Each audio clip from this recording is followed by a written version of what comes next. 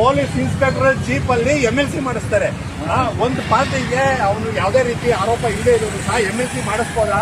ನಾನು ನಿಮ್ಗೆ MLC ರಿಪೋರ್ಟೇ ಕೊಡ್ತೀನಿ. ಏರ್ ಆಸ್ಪತ್ರೆಗೆ ಹೆಂಗ್ ಕರ್ಕೊಂಡು ಹೋದ್ರು, ಅಲ್ಲಿ ಯಾವ ಮೆಮೊ ಕೊಟ್ಟರು ಇವರು, ಡಾಕ್ಯುಮೆಂಟ್ಸ್ ಕೇಳಿದ್ರೆ ಡಾಕ್ಯುಮೆಂಟ್ಸ್ ಕೊಡಲ್ಲ, ನೀವು ವಿಚಾರಣೆ ಅಂತ ಅಂದ್ಬಿಟ್ಟು ಕರೆದ್ಬಿಟ್ಟು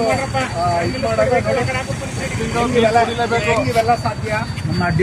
ಹೆಂಗ್ ಮಾಡಿಸ್ತಾರೆ?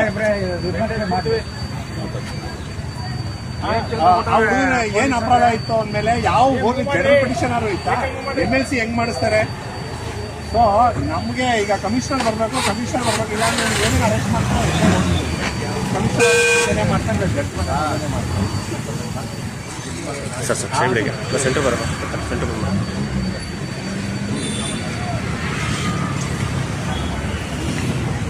ಇಲ್ಲ ನಂಬಿಕೆ ಇಲ್ಲ, ಕಳಿಸೋದಲ್ಲ, ಅವ್ರು ಬರ್ಬೇಕು. ಅವ್ರು ಪಬ್ಲಿಕ್ ಸರ್ವೆಂಟ್, ಕಿಂಗೋ ಕ್ವೀನ್ ಅಲ್ಲ ಅವ್ರುಗಳೆಲ್ಲ.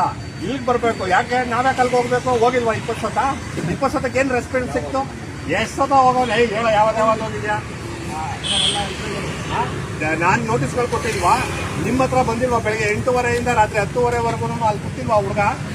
ಮತ್ತೆ ಇವಾಗ ಕಾಲ ಮೀರ್ತು. ಏನಿಲ್ಲ, ಅವ್ರು ಬರ್ಲಿ ಬಂದು ನಮ್ಗೆ ಆನ್ಸರ್ ಮಾಡಿ, ಇಲ್ಲ ಅಂದ್ರೆ ನೀವು ಅವ್ರನ್ನ ಅರೆಸ್ಟ್ ಮಾಡ್ಕೊಂಡು ಕರ್ಕೊಂಡು ಹೋಗಿ ಹೇಳ್ತಾನೆ. ಅಮ್ಮ ಅಂತ ಅಂದ್ಬಿಟ್ರೆ ಬಿಟ್ಬಿಡ್ಬೇಕಾ?